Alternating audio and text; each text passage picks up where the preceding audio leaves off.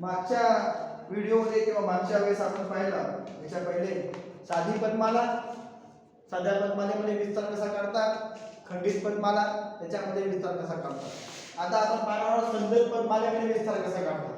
तर बघा या संदत पदमाला दिलेली असते x मध्ये 10 ते 20, 20 ते 30, 30 ते 40, 40 ते 50, 50 ते 60 असं गटामध्ये मांडणी केलेली असते.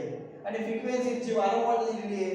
10 ते 20 मध्ये संख्या 5 वेळा आलेल्या आहेत, 20 ते 30 मध्ये संख्या 4 वेळा आलेल्या आहेत, 30 ते 40 मध्ये 10 वेळा संख्या आलेल्या आहेत, 40 ते 50 मध्ये 5 वेळा संख्या आलेल्या आहेत आणि 50 ते 60 मध्ये ह्या 8 वेळा संख्या आलेल्या आहेत. तर याच्यातला L1 कोणता आणि L2 कोणता सांगा मला. L1 आहे 10 मायनस 20 आणि 10 - 20 अजून आणि L2 आहे 50 मायनस 60. नाही असं कधी असू शकतं का की दोन संख्या एकत्र येईल 10 - 20 आणि 50 - 60 असं कधी होऊ शकतं का. नाही ना. मग याचं गणित कसं करता येईल, करता येणार नाही. मग त्याच्यामुळे या ठिकाणी लक्षात ठेवायचं की आपल्याला गटामध्ये जी सुरुवातीची जी संख्या आलेली आहे, गटामध्ये सगळ्यात लहान संख्या कोणती आहे 10 म्हणजे L1 किती आहे 10 आणि गटामध्ये सगळ्यात मोठी संख्या कोणती आहे 60. आलं का लक्षात. हे बघायचं कोणती मोठी संख्या आणि कोणती छोटी संख्या हे बघायचं. बाकीच्या गटामधल्या संख्यांशी काही देणं घेणं नाही आणि फ्रिक्वेन्सी किंवा वारंवारतेचं काहीच देणं घेणं नाही, काहीच देणं घेणं. ठीक आहे.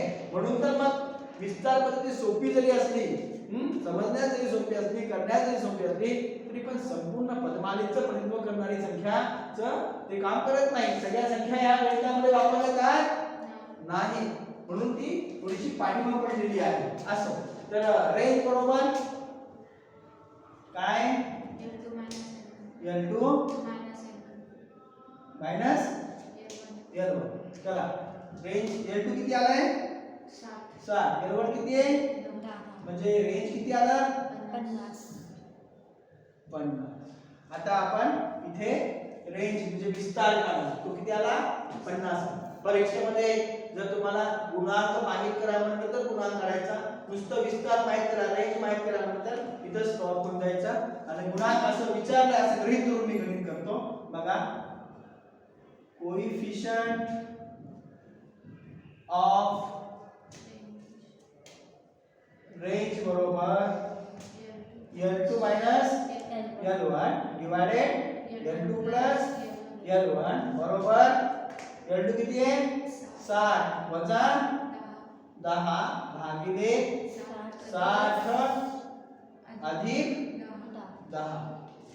मग 60 वजा 10 किती झाले 50. 60 अधिक 10 किती झाले 70. आता 50 ला डायरेक्ट तुम्ही 70 न भागू शकता किंवा मी म्हणल्यासारखं काटाकाटी करू शकता. पण काटाकाटी करण्यापेक्षा डायरेक्ट भागून घेतलं तरी चालतं. कॅल्क्युलेटरवर टाकायचं 50 भागिले 70 तर किती येतं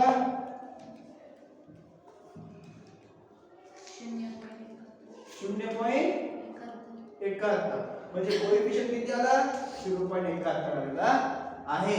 म्हणजे दोन गटा ह्या दोन संख्यांमधला तफावत ही 50 ची आहे आणि त्यांचा कोएफिशिएंट आलेला आहे 0.71. येणारा कोएफिशिएंट येणारा गुणांक हे कधीही 0 पॉइंट मध्ये येतं. संदत पदमालेमध्ये पण आपल्याला जेव्हा विस्तार करायचा असतो तेव्हा x मधली सगळ्यात पहिली संख्या जी लहान आहे ती आणि x मधली शेवटची संख्या जी सगळ्यात मोठी आहे ती गृहीत धरून रेंज काढायचा असतो. f ची म्हणजे फ्रिक्वेन्सीची वारंवारतेशी काहीही देणं घेणं नसतं. समजलं का. लिहून